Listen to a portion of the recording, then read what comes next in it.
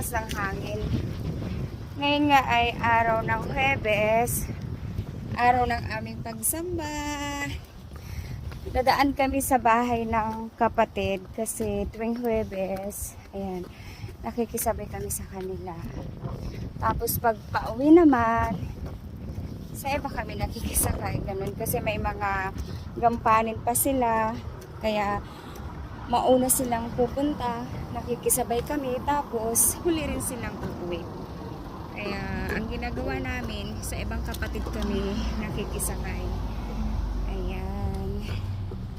Ito yung bahay nila. Pupunta tayo sa bahay nila kasi nga, yun, nakikisabay kami. Siguro ang layo ng distance namin mula sa kanila ay 10 to 15 minutes, depende kasi sa lakad. Mabagal kaming dalawa maglakad, kaya ayun.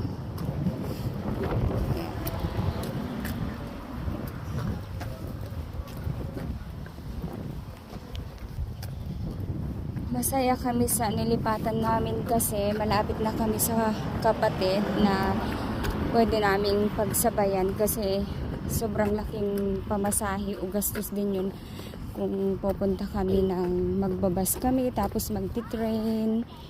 Pero ngayon sa nilipatan naming bahay ay okay na kami kasi nandyan yung mga kapatid na handang tumulong, sabay kami.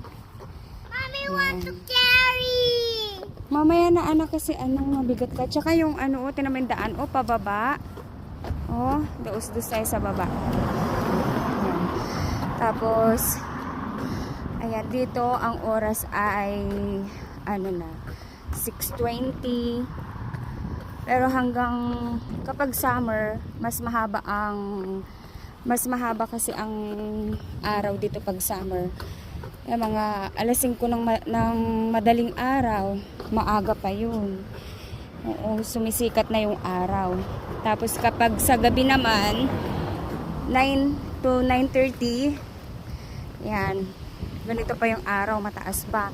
Tapos kapag mga June, July, ganyan, hanggang 10 o'clock, yan, may ganito pa kaliwanag.